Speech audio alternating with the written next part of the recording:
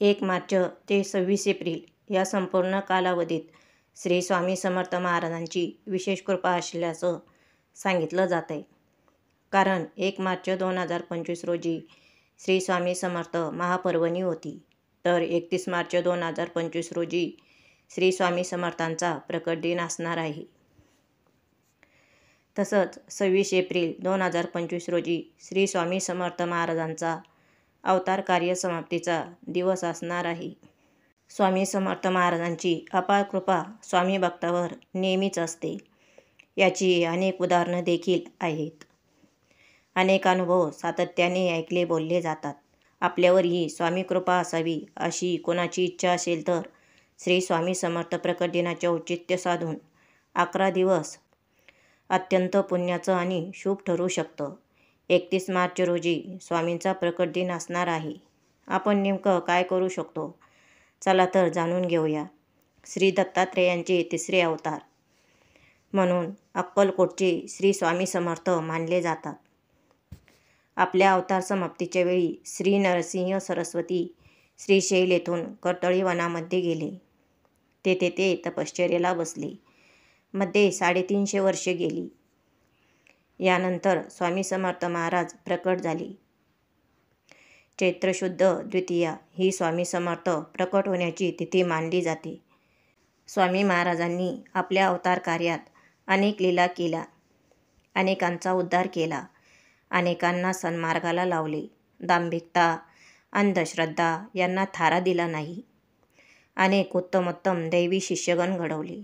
आजही अनेकांना श्री स्वामी समर्थ महाराजांच्या कृपेचा अद्भुत अनुभव येतो. सेलिब्रिटीजपासून ते अगदी सामान्यापर्यंत अनेक जण स्वामींचे अनुभव शेअर करत असतात.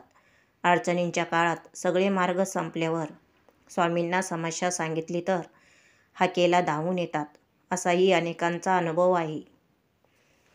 स्वामींचा आशीर्वाद पाठीशी राहावा असं वाटत असेल तर संकल्प करा आणि स्वामी सेवा सुरू करा.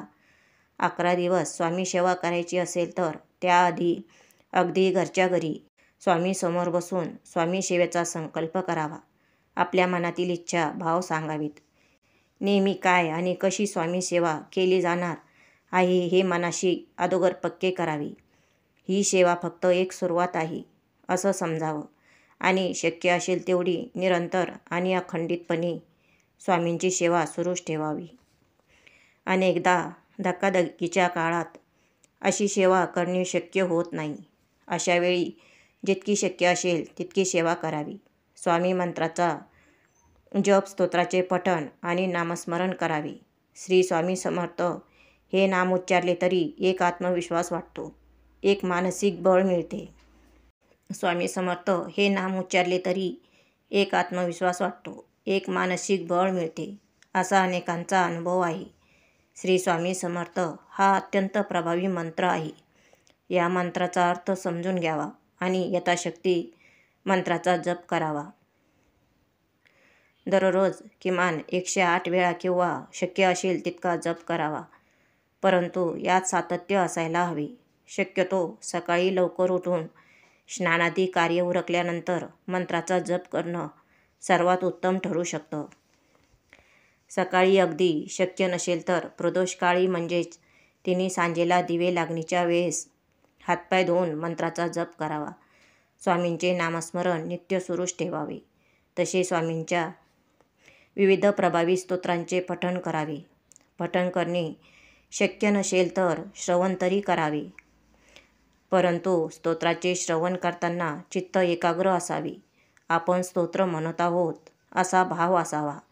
स्वामी समर्थ प्रकट दिनाच्या दिवशी गुरुलीलामृत, स्वामी चरित्रामृत यांचे सप्ताह पद्धतीने पारायण करावे.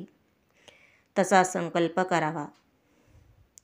या दोन्ही ग्रंथात दिलेले नियम आणि पारायण पद्धती यांचा न चुकता अवलंब करून सप्ताह पारायण पूर्ण करावे आणि ही सेवा स्वामींच्या चरणी अर्पण करावी. सप्ताह पारायण पद्धती शक्य नसेल तर 3 दिवसीय पारायण पद्धती किंवा या ग्रंथात दिल्यानुसार पारायण करावे.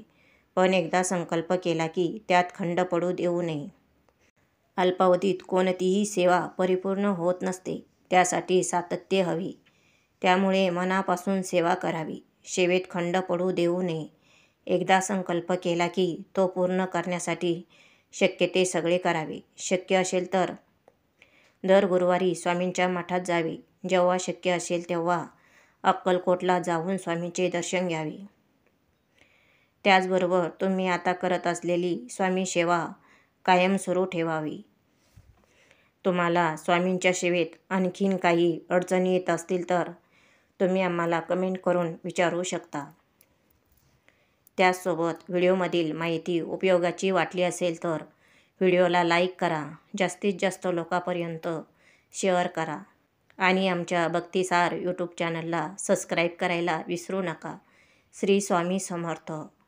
जय जय श्री स्वामी समर्थ.